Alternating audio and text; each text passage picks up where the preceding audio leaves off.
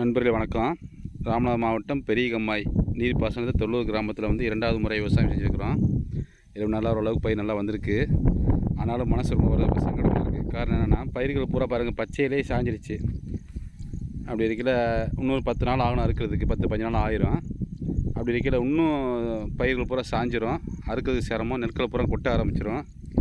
காரணம் என்ன, டீலக்ஸ் நெல் கிடையாது. டீலக்ஸ் நெல் வந்து ஓரளவுக்கு நல்லா வலுவாக நிற்கும். தண்ணி இருந்தாலும் சரி, காற்றடித்தாலும் ஓரளவுக்கு சாயாது. நான் இது வந்து 3 மாதத்தில் விளையக்கூடியது. 4 மாதம் நான் அறுத்தரலாம், அந்த மாதிரி தான் இருக்கும்.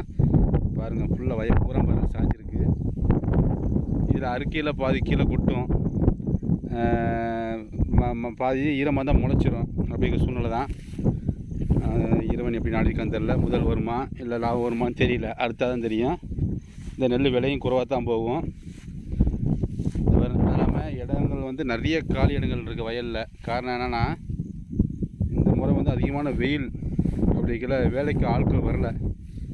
பாருங்கள், பாதை எவ்வளோ மோசமாக இருக்குது. இது நடந்து போகிறோம். உள்ள பாம்பு இருந்தாலும் சரி, என்ன இருந்தாலும் தெரியாது, விஷப்பூச்சிகள் எது இருந்தாலும் தெரியாது. பொதுவாக விவசாயம் பண்ணுறவங்க வந்து ரொம்ப தைரியசாலியாக தான் பண்ண முடியும். எல்லோரும் விவசாயம் செஞ்சிட முடியாது. அதிகமான பாம்புகள் பார்க்கலாம். மனசை தைரியப்படுத்தி அதில் நடக்க பாருங்க. ஃபுல்லாக புல் முளைச்சிருக்கு பாருங்க. இதெல்லாம் நடக்கணும். நான் பயந்து நடக்கிறேன், என்ன இருக்குன்னு தெரியாது. அப்படி இருக்கையில் முடிஞ்சளவு விவசாயிகளுக்கு அரசாங்கம் கொண்டு வர கெடுதல் சட்டங்கள் இருந்ததுன்னா அதை எதிர்த்து போராடுறதுக்கு விவசாயிகளுக்கு உறுதுணையாக இருங்க. இதை பாருங்கள், இவ்வளோ காலி இடங்கள். இது போன்ற நடுவில் போகிற நிறைய இடங்கள் இருக்குது.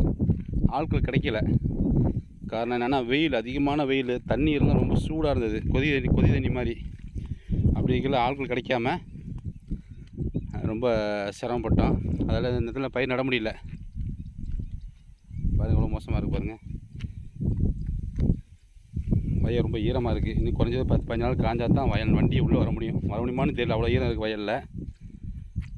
பாருங்கள்.